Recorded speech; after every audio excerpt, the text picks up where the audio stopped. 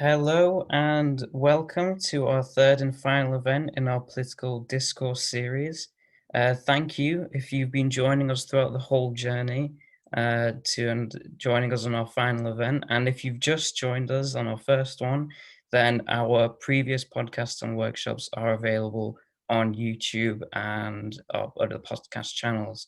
So today we will be having our workshop done by Shoutout UK, who are a fantastic organization who work a lot on media literacy. And Lucy will be delivering our workshop today. Just a bit of one piece of housekeeping is that the event will be recorded. And if you would like to ask any questions, we'll have 15 minutes at the end for a Q&A session. And if you would like to ask questions, just go into our chat box and that will give you the instructions on how to use it. Make sure you use the Q&A function at the bottom to type in your questions, and then Lucy will make sure to answer them at the end. So without further ado, I'm going to hand it over to Lucy, who's going to start the event off. Lucy. Perfect. Hello, everyone. I hope you can all hear me. Thank you for that wonderful introduction. So, as you've heard, I am from an organisation called Shoutout UK, and I'm going to be delivering a news literacy workshop. So we're going to be doing all things media literacy, which should be quite fun. So a lot of weird and fantastic things that are going on currently in the world and what we're dealing with. For those who don't know, I come from an organisation called Shoutout UK. And what we do is we do a lot of different things, but primarily we focus on political and media literacy and engaging young people with that. So for the many who don't know, there is no such thing as a politics GCSE. The only sort of politics you get is at A-level or when you go to university. So a lot of the time, young people tend to not get involved with politics until they choose to do it at A-level, or if they're like us, they get engaged much quicker. But the whole point of Shoutout UK is to engage with people, engage with media literacy, and engage with political literacy, and we do that through numerous different ways. But we're not here to talk about what we do, we're here to talk about media literacy. So I first thought I'd start with just a quick definition, just so everyone's on the same page. What is media literacy and why are we talking about it? So media literacy, when you try and find the definition online, is that we all should have the ability to access, analyse, evaluate and create media in various forms. And today it's even more essential that we have these skills and that we're efficient at dealing with this. And that is purely for the basis that the majority of our media now actually comes online. Young people and old people are accessing the media on social media. You're hard pressed to find someone who just purely reads newspapers unless you're in London and you're on the tube and you want to grab one. But pretty much everyone and anyone is on social media, and that's where they access the news. So when we start with media literacy, where do we start? Where is the starting point for this? Well, when using social media, the first question you should always ask yourself is this real or not? And it's quite an intense question to ask yourself whenever you're on social media, but it's a really beneficial one because with all forms of media, the fact that it's so easy to create as well as it's so easy to access is a bit of a problem. Now, we have a lot of different wording and a lot of different words that are thrown out by the media and by media professionals and by journalists and by people like me and anyone who's in the political sphere or in the media sphere. Getting the wording right is quite essential. And the word that people throw around when they're worried about media literacy is fake news. We've all heard it, it's been talked about, it's been discussed. But fake news is actually a bit of a problematic word actually when we talk about it. Some people, some high profile people have kind of used the word to their own advantage, I'd say. They've kind of focused the word to mean that if a media doesn't agree with them or they don't agree with the media, it's fake news. In actual fact, you'll hear people in school where it's actually becoming so ingrained into our language that if someone says something and rather than say you're lying, someone will just roll their eyes and say fake news. And it's become this sort of word that is not really, it doesn't really have much meaning to it anymore. It's more about something you dislike, which is a problem, because if we're dealing with media literacy and all the problems that come with media literacy, we need to have a word that can really describe what's going on. And to have that warped and abused is a big problem. And to have a lack of trust in the media also poses a big problem. So if we're thinking this about in a debate mind, or thinking about this as a way of discussing with people, if you don't have trust in the media, who can you trust to get what you need to, to figure out what's going on with the government, to figure out what's going on in the world? So who is trustworthy is a big issue. And the fact that fake news and the term fake news has been warped is a problem relating to that. So there's been a recommendation to the UK government on the term fake news. So the idea now is that we've got to move away from fake news. We've got to move away entirely, and we've got to use new words, new discussions, new definitions, and this will help us in our aim to try and be media literate. It will help everyone with an understanding of what we mean when we say fake news. In actual reality, if we use better definitions, we can be better pressed to fight against them. So instead of fake news, they've been posed, and you'll see this a lot in government newspapers and sort of government officials, is that the information, disinformation, and malinformation. Malinformation's not so much, but definitely misinformation and disinformation. And the idea is that if we use these definitions, and these are shared across UK and the world, then we can be better pressed to regulate and enforce these words. So just to quickly run through a little bit about what these terms mean. So it's easy when you say fake news, people are like, right, well, it's news that's created that's fake. Simple, easy to understand. But unfortunately, with everything related to politics and the media, that's not as easy as it's said. So disinformation is information that is false and deliberately created to harm a person, social group, organization, or even more widely a country. So this is where you need to start to think, is this the deliberate, it's the intention behind the person when sharing this type of information, is that disinformation is someone who knows that their information that they're spreading is false or fake, but they're doing it deliberately anyway. They want to cause harm. This is different to misinformation. This is information that's false, but is not created with the intention of causing harm, or not shared with the intention of creating harm. So there's two subsets. Something to think about there is about the intention behind the person, and also the intention behind the person who's sharing it and promoting it as well. Why are they sharing it? Is it because they truly believe in it? Or is it because they actually know it's to be false and they want to share and spread it deliberately anyway? And the last sort of one is called malinformation.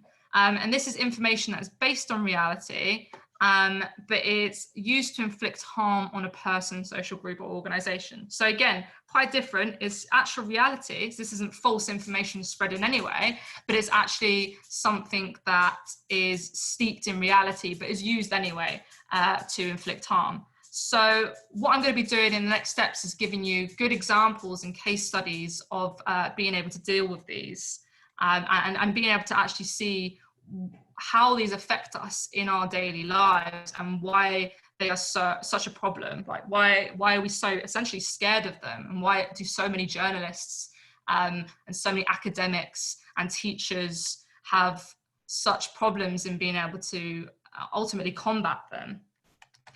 So just to remind you, disinformation, information that is false and deliberately created to harm a person, social group, organization, and country.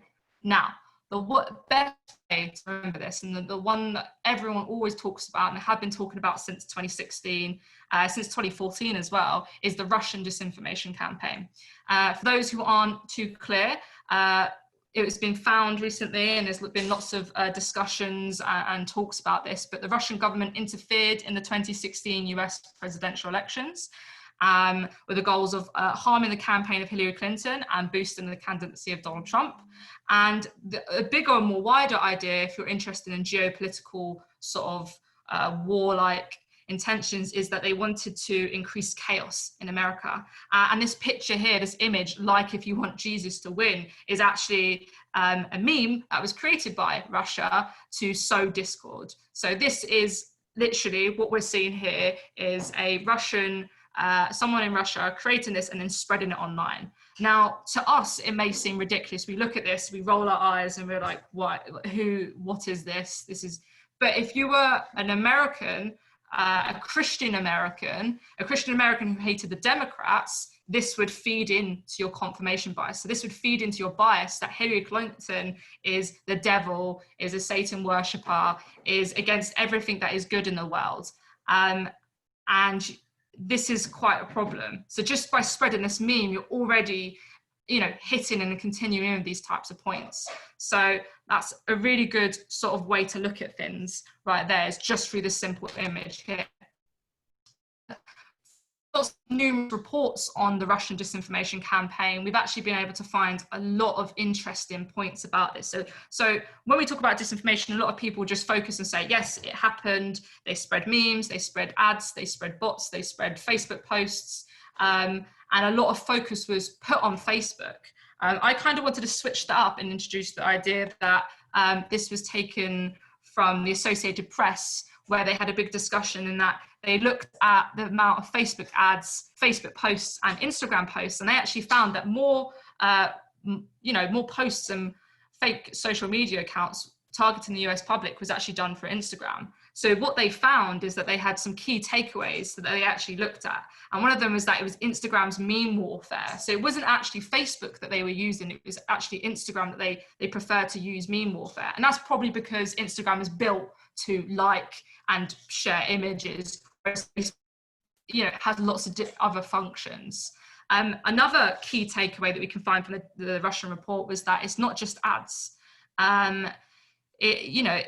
A lot of people just say, oh, all they did was buy, they spent 100,000 American US dollars and they just spread ads and that was all it was. And if you believe ads, that's your problem. But there was actual report that stated that it wasn't actually the ads or the bots or the trolls. It was the posts that were created by humans who were pretended to be Americans. And we can all do this now. If we wanted to do a disinformation campaign, we could just sit in front of a computer, create an Instagram account and share what we think someone would like to take away. So if we wanted the Republicans to win, we would just say, okay, what does a Republican believe in? More often than not, they probably have, very intense feelings towards religion. So you would just, promo specific Jesus imagery. Like you don't have to be truly a mastermind to be able to do this. Another interesting point that they found was that is demographic targeting. So through this disinformation campaign, they actually focused on Black voters. And one of the things that they wanted to do through this was actually ask Black voters to boycott elections. So they would spread images and memes and posts and ads and everything they could think of to say, there's no point voting, there's no point engaging in democracy, just boycott the election, they don't care about you, you're not involved. And, this is essentially changing democracy. This is forcing people who might have voted before campaign or Russian disinformation campaign are now put off. They now don't want to vote. They've been persuaded by Russia. So they've been persuaded by someone outside of their own country, by Russia, to not do it through a couple of memes. It's mad when you think about it more closely, but this is what's happening right now. And this is the sort of what a lot of people are terming the new state warfare. Warfare isn't going to be on the ground with military. It's going to be through our computer screens, through memes and ads and bots. This is how it works to truly, and this goes quite deep into this. Another really interesting key takeaway that I'm sure marketing people will be interested in, if you have an interest in marketing, is that they don't just use traditional forums. So obviously they have the Facebook ads, the Facebook posts and the Instagram posts, but they actually move to Pinterest and they move to Tumblr, and they know how to do certain types of things. They don't target traditional social media.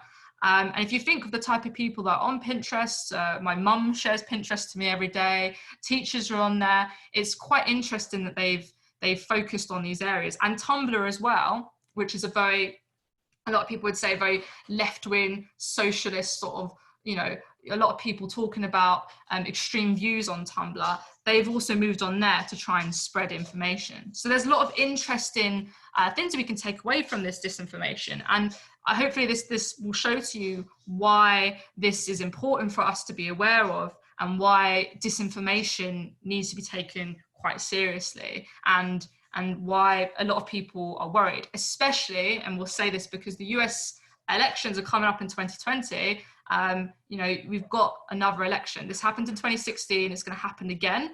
And if people aren't aware that it's happening, then it could potentially change things.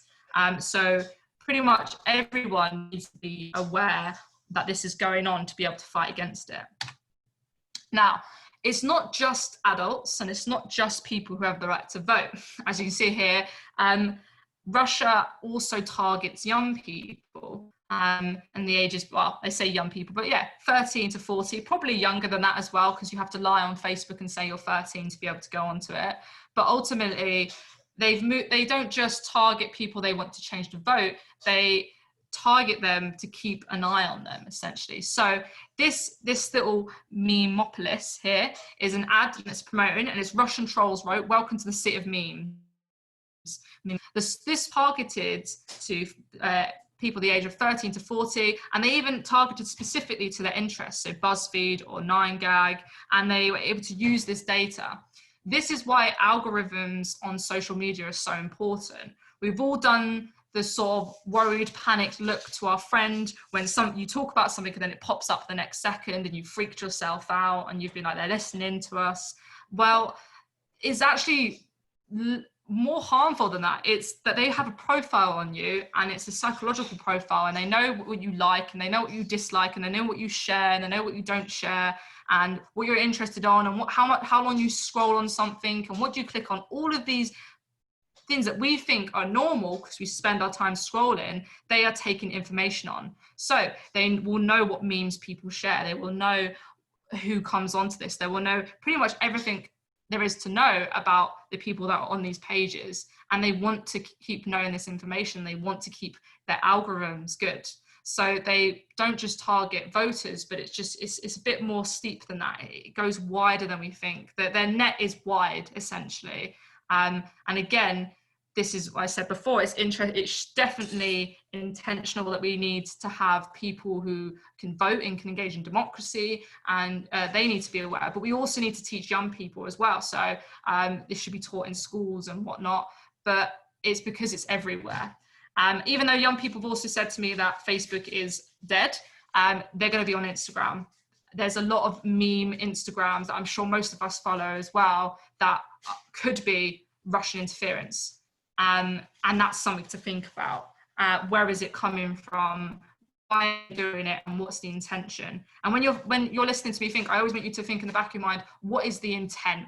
Why are they doing that? Because that's something that I think the news has lost. They don't really tell us to think about that, but it's something we should always keep in the back of our mind. So moving on from disinformation, just to quickly recap, I wanted to say that disinformation is important, and one of the best ways to remember it is the disinformation campaign, just so you know. So disinformation is false and deliberately created to harm a person. So Russia is intentionally to sow chaos in America and to warp democracy and to do all the problematic things, stop specific demographics from voting. There's a lot of problems here. They want to get information. So that's problematic. They're intentional. Misinformation is information that is false or shared, not created with the intention of causing harm. Okay, so one of the most common examples when we think about misinformation, and it's spread rapidly throughout COVID. I'm sure everyone's seen this, whether you're on Facebook yourself or your mom or your aunt is on Facebook. This is one of the things that we've all heard about. So a new thing circulating now, people are going door to door, handing out masks. They say it's a new initiative from local government. They ask you to please put it on to see if it fits. And it's doused with chemicals that knock you out cold. Then they rob you. So it says, please do not accept masks from strangers.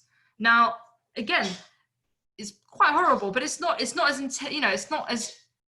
warped as the disinformation Russian campaign, but still it's quite a problem. People are feeling scared, people are getting a bit worried, people won't accept a mask from a stranger, maybe they need a mask. You probably shouldn't accept masks from strangers, but the point is people are sharing this, and they aren't sharing this to be mean, they aren't sharing this with the intention to hurt someone. They're sharing this because they're worried, and they're sharing this because they actually want people to be a bit careful. So misinformation is actually more widespread because we all do it. None of us take the 15 minutes out of a day and go, okay, well, I should probably research this. I should go on the BBC. I should go on the Sky News and have a little look and to see if this is going on. Maybe I should call the local government and ask them. No one really wants to do that because it takes 2 seconds to quickly share. And then you feel happy. You're like, oh, shared. There you go. I've done my good deed of the day, and you move on with your life.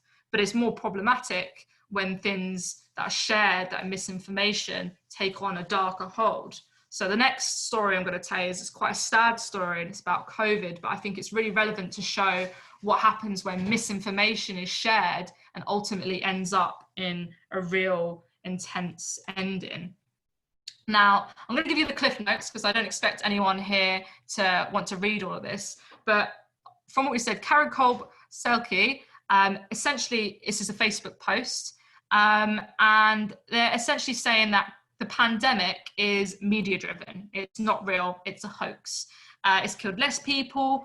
It's beginning of socialism. They're trying to cause you fear. It's causing panic. You're sheeple. It's a biological warfare. All of these very intense discussions that people have and that you think only extreme people think them are being shared here.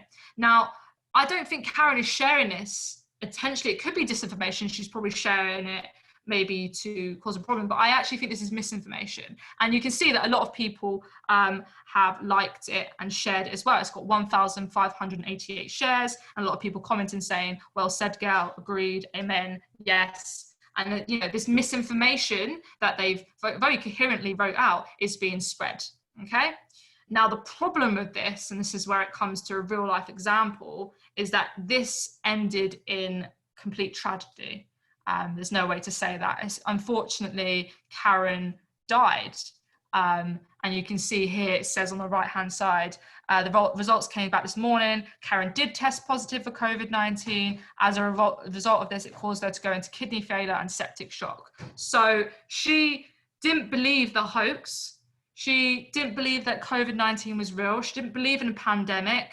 She shared her thoughts on Facebook. She spread misinformation. But the most horrible thing is that because she didn't believe it, she didn't take maybe the proper precaution. She didn't wear a mask. She didn't sanitize. She didn't do all the sort of things that you should do. And unfortunately, it led to her death. So this is why when the WHO, the World Health Organization, says there's an infodemic, and people roll their eyes and go, yeah, this is a real life example of how it can go bad.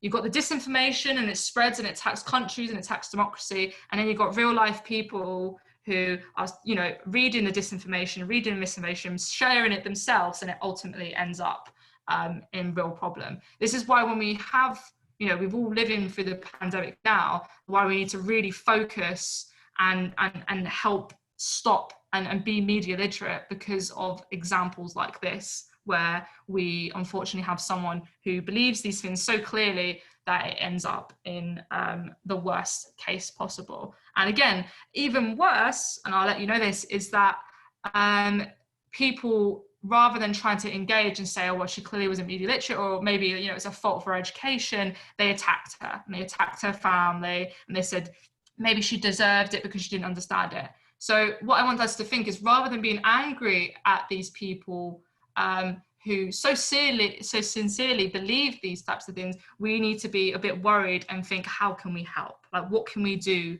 to protect them so that when it comes to a pandemic, when it comes to something serious that can hurt and affect them and their families, that they have the tools available that they can deal with it. And this is just a sad sort of example that I really wanted to show to people how misinformation can go bad. Now, we're going to move on to malinformation. This isn't commonly talked about really in common discourse. Normally people tend to focus on disinformation and misinformation, and they tend to forget about malinformation. We could probably have a bit of a discussion about this later on in the Q&A if you want to know a bit more about this, but I thought it was relevant to bring to your attention. So malinformation is information that is based on reality, but is used to inflict harm on a person, social group, organization, or country. Right, this is a bit different. So it is actual reality. This isn't false news or fake news or disinformation or misinformation. This is this is reality we have here, but people are using this information to inflict harm.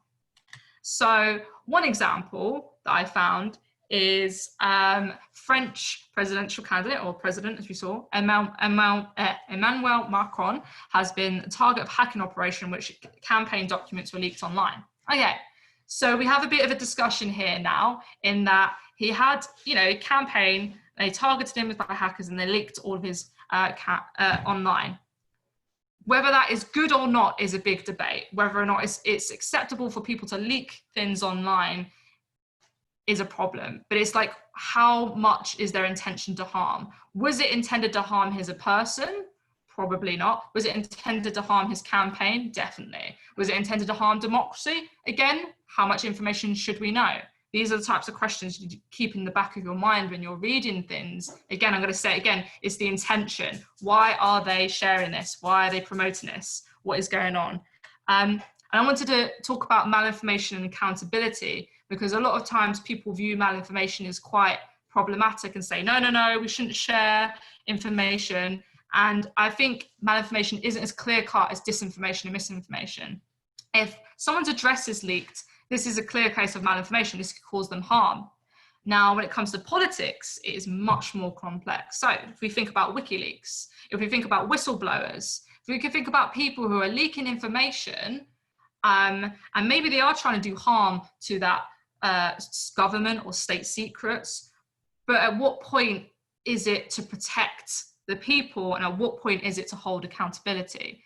So again, unfortunately, with everything that comes to politics and media and things like that, this is a bit of a wider problem that we have to think about. But I definitely think malinformation needs to be talked about a bit more, and it's definitely something that we're going to have to discuss and debate and legislate against, because it's something that's not talked about often.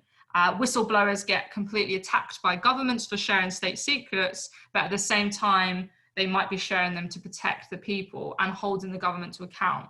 And it's like, where does the duty lie? What is the problem? When does a whistleblower become bad? Or when does malinformation become a complete negative?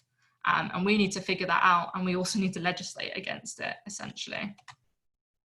Now, we've got the last sort of bit that I wanted to do, rather than just, we've kind of discussed misinformation, we've discussed disinformation, we've discussed malinformation, we've discussed a host of quite intense topics related to the pandemic, to Russian interference, to the big debate around malinformation and where's the problem. Now I kind of want to give you a little bit on how practical skills and how you can review information, and what how best to help yourself, and if you want to teach these skills to others as well. So the way we look at it, and the best way to do it, is to think of review in your mind. It's a good acronym to remember. I'm sure there are loads of them, but I always think review. So you want reputation, evidence, verification, intent, emotions, and weigh it up. So we have review and practice. So we've got a little case study here, a little article from Sky News. And it's got coronavirus, Boris Johnson is not on a ventilator after spending a night in intensive care. So evidence, they've given the evidence here. They've actually said this is not what's happening. He's not on a ventilator. And this is the evidence that is shown, okay?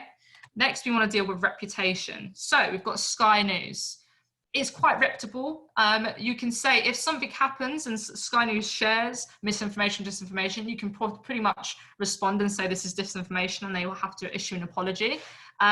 You probably wouldn't believe in reputable websites that have iamnotfakenews.com or pleasebelieveme.com. These are not reputable, and they tend to not do evidence-based answers. The third sort of review in practice is emotions. When you are reading something, or when you're reading an article, they want you to feel emotion. That's how they get clicks, that's how they get shares. That's why you've got clickbait, where they share a quick headline that makes you angry. You're like, well, I need to read that now, and you do it.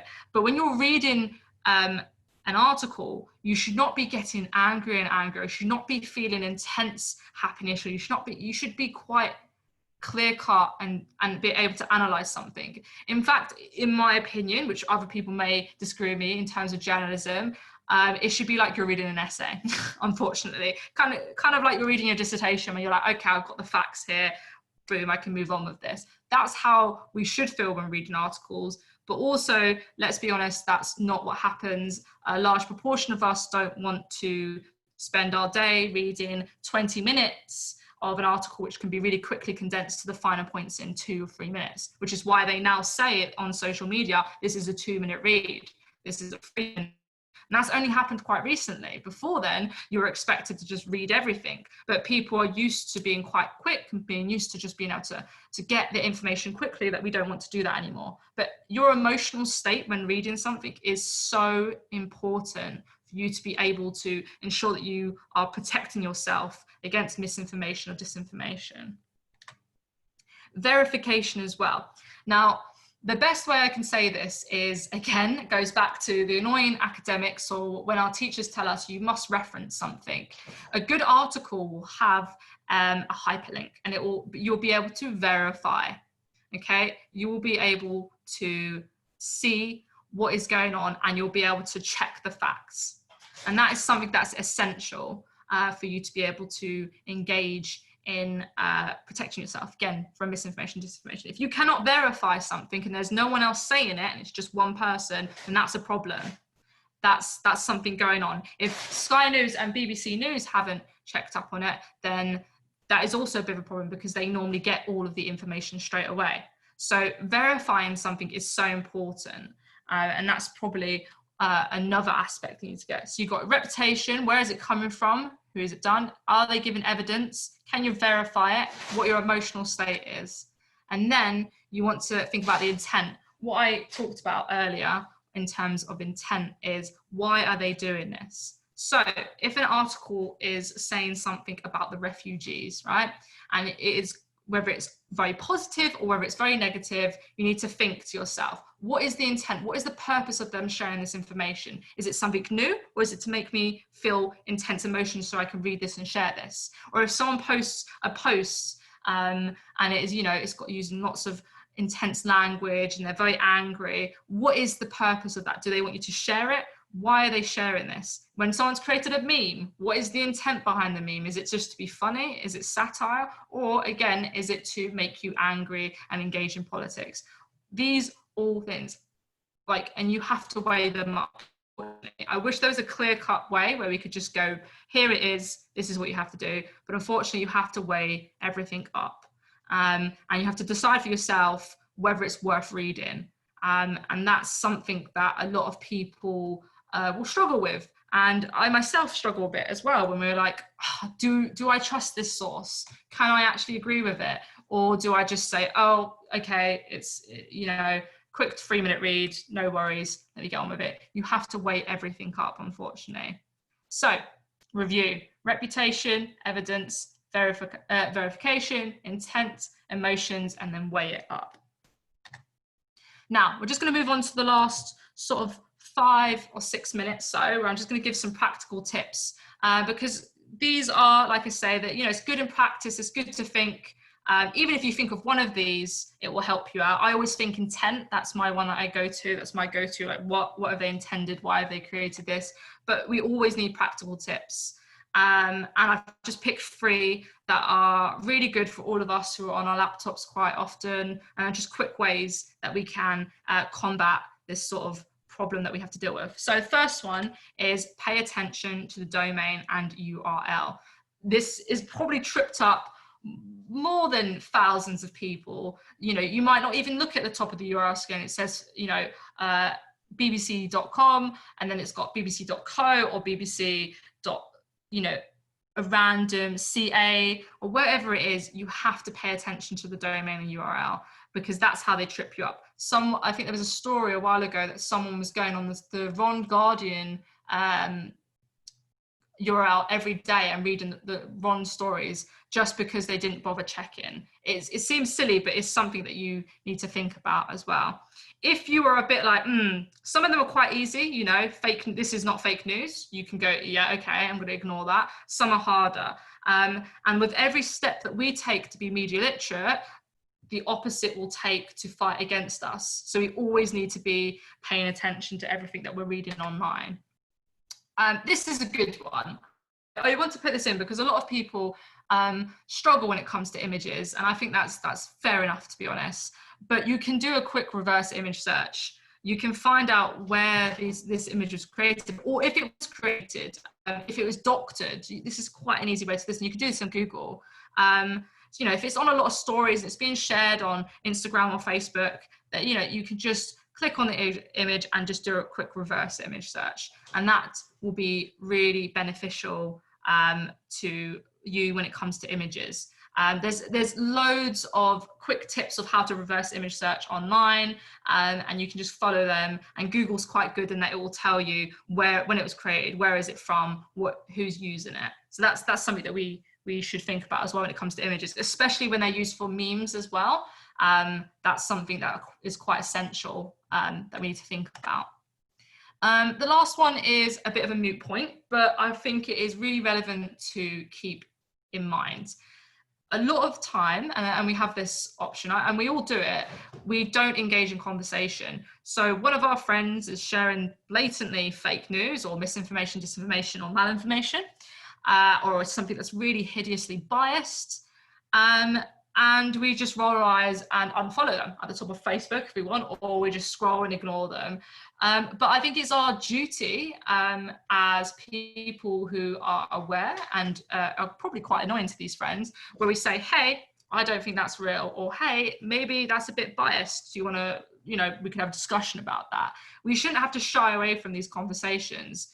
It will definitely make us feel uncomfortable because we're not used to this. But if we all engage in conversation, these things can be easily fixed. If you just engaged in a conversation when your aunt is sharing 5G causes coronavirus, and say, hey, where did you find that? Did you check? What's the intent? Why do you think they're saying that? It may be that your aunt goes, oh, I'm going to take this down. They've made some valid points. It also might be that they completely ignore you, but at least you've done your due diligence and can say, I tried, I had a conversation, there we go. But you just want to give them the opportunity for them to help fix the fake news program. And that's something that I think all of us definitely need to take on board, is talking a lot more to everyone, whether it's your family or your friends. You shouldn't shy away from discussing these types of things. You shouldn't go and attack them for it, but you should definitely have a good discussion when it comes to this. Right, well, I'm just going to go through some of the sites that I think are best so that you can, again, have the practical skills. Just to run through the practical skills before we move on to the fact-checking sites that are really amazing and doing some amazing work and supporting educators, journalists, and everyone. I just want to quickly run through this again. Pay attention to the domain and URL. Have a quick look. Don't be fooled. If you're worried that the image is being used, might be doctored in some way, you can always do a quick reverse image search. And lastly, do not be afraid to have a quick conversation with your friends or family, just to say maybe you shouldn't share that really weird article that you found on thisisnotfakenews.net. These are some, I mean, there's loads. There's honestly tons of fact-checking guides out there. These are the ones that we use when we're dealing with, when we teach media literacy, and we want young people and everyone else to get involved. We've got Full Fact. This is one of the main fact-checking organisations in the UK. They do deeper research, and they verify facts reported in the media and online. And you can search for specific topics, but they're like a deep read. If you want to scare yourself, go for Full Fact. Then you've got First Draft. They have an amazing newsletter. Would really promote them. And they sort of, they give accurate information, but they don't just do it in English. They can do it in Arabic, French, Spanish, German. And they give lots of guidance as well of how to spot misinformation. And they do a lot of up-to-date myth busting. Snopes is one of my dearly beloved favourites. They are the oldest and largest fact-checking organisation, and they really specifically focus on rumours that spread through the internet. So if there's a rumour, or if there's something that you'll think I'm unsure of, I guarantee Snopes has probably already done a quick fact-checking guide and has got an article ready for you. So I would really, promote these types of websites to help you in your ability to combat and fact-check against fake news. Yes, just before we've got Q&A, I just wanted to say, oh no, I'll go to a Q&A. Should I go to the Q&A first?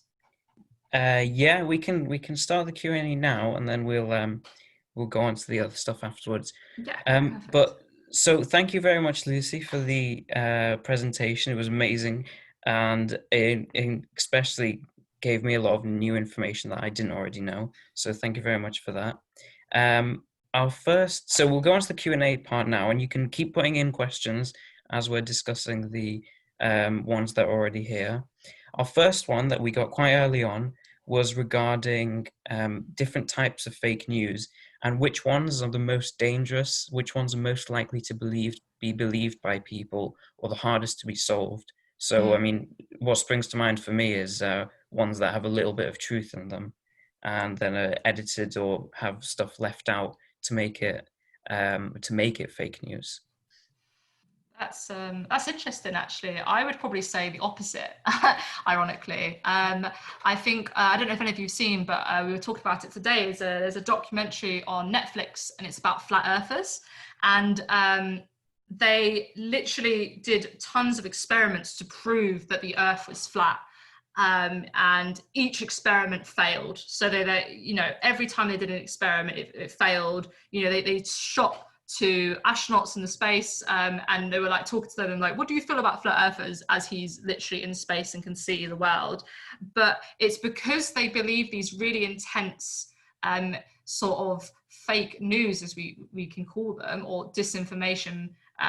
It's so prevalent that what they do is they kind of push their friends and family away, and they involve themselves in these communities, and then they can't leave. They feel like they can't go back to their friends or talk to them because they've alienated them. So they're kind of by themselves. And then once you believe something as insane really as a flat earth, you then start to believe pretty much everything else. Everything becomes quite normal to you. That's what I would say. But yeah, the scary ones are the ones that you can't prove it to them in any way, because they just won't believe you.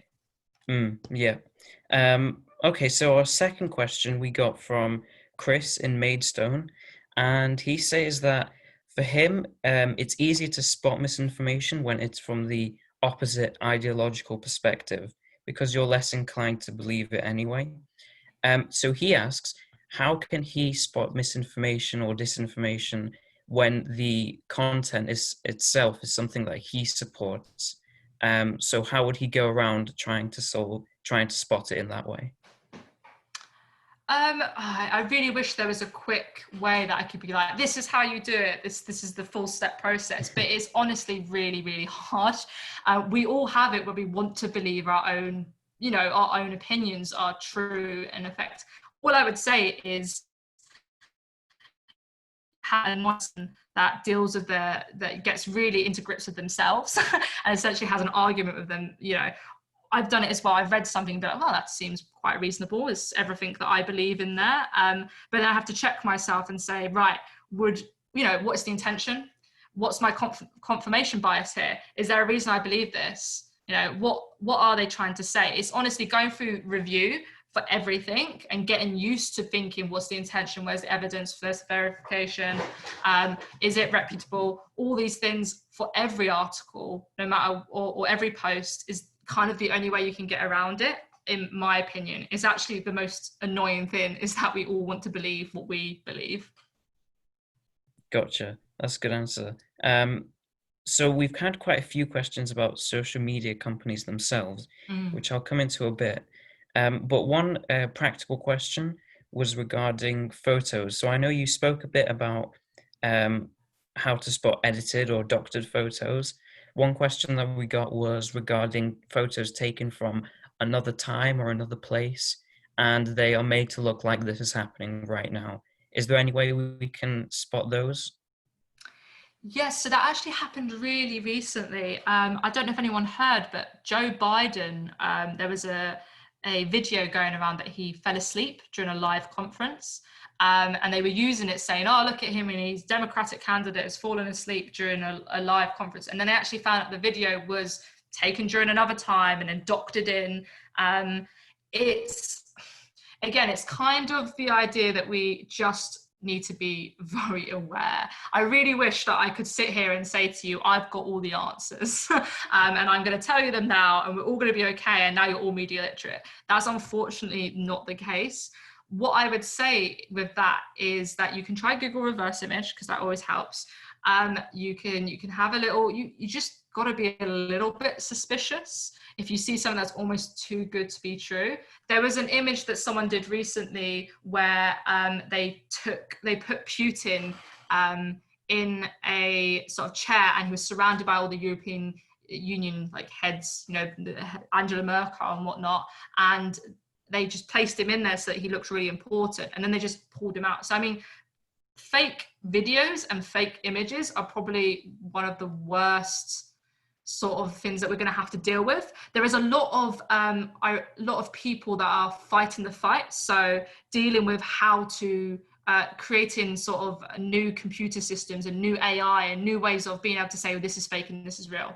That's where I would probably look through, like, technology, to be honest. That's the way that we're going to fight this, is through technology and just, you know, me and everyone else talking about media literacy constantly and yourself. But it will be technology we're going to have to rely on in the future to fight the fight for us as well when it comes to this. Got it. So we definitely have to look at things all the time with a critical eye, which is always going to help. So I'll move on to some of the questions about social media companies. One of them we got was regarding the how to stop fake news in the sense of social media companies. So specifically, how is all of this just to do with them gathering our data and targeted advertising? Is stopping all of that just going to get rid of the fake news problem, or is it deeper than that?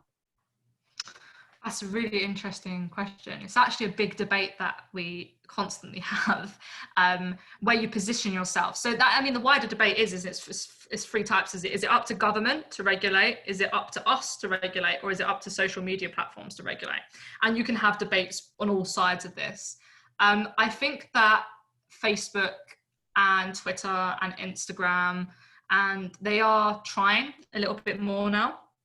They are definitely, you know, they took down a post, ironically, by Donald Trump. It's the first time that Facebook's removed a post from him because he was saying that young people cannot get COVID-19 at all, which is, you know, misinformation or disinformation, depending on you're looking at it. And they completely removed that. And that was the first time they actually removed Donald Trump Facebook posts. So they are making waves of doing it. I don't think it's fully up to them. I think we all have to take a little bit of responsibility as well. But I also think the government should take responsibility, or educators, you know, getting educated. Why is it not a part? You know, we, in English language and literature, we will go through a newspaper and we know how to write an old-fashioned newspaper and a column, but we don't know how to deal with misinformation, disinformation. Like, it's not embedded in the curriculum anywhere. And these are, but that's not really, you know, these are the types of issues that we're dealing with. These are very modern technological issues. So I think everyone's a little bit at fault, and it's up to everyone's responsibility to try and work together to fix it. I definitely think social media has, you know, a big part to play, and they really need to start, you know, working a bit harder, but they are on the road to doing it. And it will take regulation and us to keep forcing them to do it.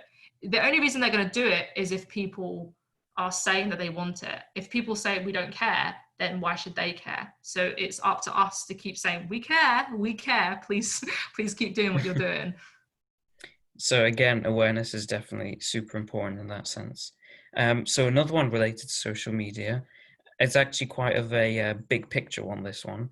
So do you think that social media, given all this stuff about fake news and how it affects democracies and even people's lives, with the example you gave earlier, do you think social media on balance has done more harm than good in terms of how we access information in the media sense and journalism?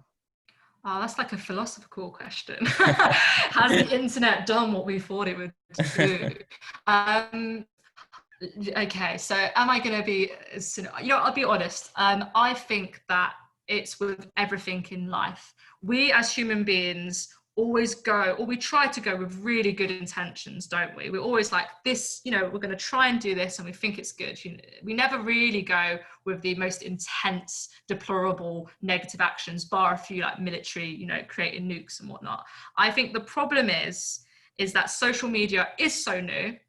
And the way I thought about it is that basically legislation can't keep up, right? This is the problem we have right now. Laws cannot keep up with technology because technology is advancing so much and so quickly that there's no way they can keep up. It's only until last year, 2019, that upskirting, where someone takes a picture on a phone up someone's skirt, was considered illegal, right? That's mad. We all know, we're all like, this is deplorable, that's a horrible thing.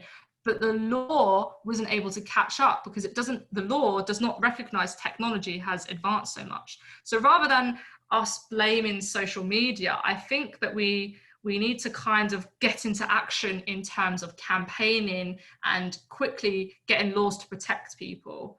I don't think it's like we should put constraints onto social media or put constraints onto the internet, because it is a vacuum of knowledge that we've got. It's basically, you know, the library of all knowledge that we have in our hands. But we need to recognize that certain aspects of the internet have turned into pretty negative and horrible things, and that we do need laws to not regulate, but protect. And I think we need to find that balance. It's very philosophical, this Yeah. concept. But I love that question. Yeah. Well, the next one is a bit more down to earth, a numbers game, this one. Okay. Do we have any idea how many people are affected by fake news in terms of their decisions changing rather than people just seeing it and dismissing it? That is, you know what? If anyone wants to do a PhD dissertation, you've got your answer there. Like, that would be something. It's really hard though, isn't it? We were talking about that. It's so easy for us to say, well, this person shared this misinformation. That's one person that shared that, and then you can see the Twitter when people. There's a really interesting graphic where people share like fake news more than they share real news. But there's never really an answer about when people change their mind. I think it's because people are kind of like, cool, you changed your mind, we don't need to worry about you. We're always worrying about the numbers of people who haven't changed their mind, because then they're the people we need to worry about more. I think maybe in a couple of years or in a decade, however long it takes before people are media literate, then there might be a couple of academic studies going out there with people saying, we've recognized that Finland might be a really good place actually, because they're really good for media literacy. They will probably in a couple of years say, right, due to media literacy education, we have been able to analyze this percentage of people are, you know, stopping and aware. But I don't know off the top of my head, unfortunately, because I think they're more focused on the people who aren't. Gotcha. So we'll finish on a nice, on an easier question to end. And we've got one which says, where do we draw the line between jokes and actual fake news, especially in the context of memes? And so we talked about Memopolis, for example. What do we do when people simply dismiss it as a joke rather than admitting that they're actually spreading some kind of false information? Yeah, I mean, that's the big ticket question as well that a lot of people have is, yeah, exactly. If I'm telling you to call out someone and then you're saying, well, they just say it's a joke, fair enough. But I think it's all about, again, and I'm going to really annoy everyone, you're going to go away from this thinking intent. It's about the intent. Why has that person created it? You know, what if they're creating a meme and it's a political meme? That's not, you know, that's not clear cut. If someone's saying something about, you know, Boris Johnson and they're attacking Boris Johnson, we know that they're very political and they don't believe in Boris Johnson. The intent is there. If someone's just making something about COVID-19 and it's a meme saying people shouldn't wear their masks, that's a problem because that's affecting people. It's where the harm is. And I think it's actually personally where you draw the line. If you, and this is where the individual responsibility comes in, where you draw that line of what is a joke and what isn't a joke is where the line is. And I think that's really hard. Some people will have, you know, lines that are right at the bottom and they say you shouldn't share any memes. Memes are just the horrendous thing. They don't do any good. Where other people say, no, look, they're funny, they're okay. And then some people say, well, I don't think political memes or anything, they're just biased. There's no point in promoting them. So I think it's all about line drawing in the sand, really. And I think that's what you should think to yourself is, Are they doing it to be funny, or are they doing it to spread disinformation, or are they doing it for misinformation? That's where you can start thinking all the wonderful things I've taught you today. Is what is the intent of this person? Is it to have a joke, or is it the intent to hurt or deceive someone? And what do you do based on what you figured out from their intent? Okay, perfect. And we did have a few more questions coming in at the end, but I don't think we've got any time for any more. So I'm really sorry about that if we didn't get to your questions. But thank you very much, everyone, for coming. And thank you very much for Lucy from Shoutout UK for delivering the workshop for us. It's been extremely informative, which we can tell from all the questions that have come in. Yes, Um, amazing. so if Lucy, did you want to say one last thing before we? Yeah, I mean, I could chat about media literacy for another hour, but I just like to say as well, I promote both of us. If you are interested in what Shoutout UK do and you want to get involved in politics, we're on social media, we're involved in the fight, we're still here. And if you're interested in journalism and what we do there, you can head over to our website. And again, obviously, Youth Politics, we've put on this amazing, workshop for you all to have. They are also brilliant organization to get involved with. And I think this is a start when people are like, okay, I've learned this, what do I do, where do I start? We're ready to help and support and be in this fight together. Awesome. Thank you so much, Lucy, and thank you everyone who's been on with us on this journey on our political discourse series. This is our final event, so we won't be here next week, unfortunately, but thank you again for being with us, and make sure to check out our other workshops online if you didn't manage to catch the other ones. But apart from that, thank you very much for joining us, and have a good night. Goodbye. Yeah. Bye, everyone.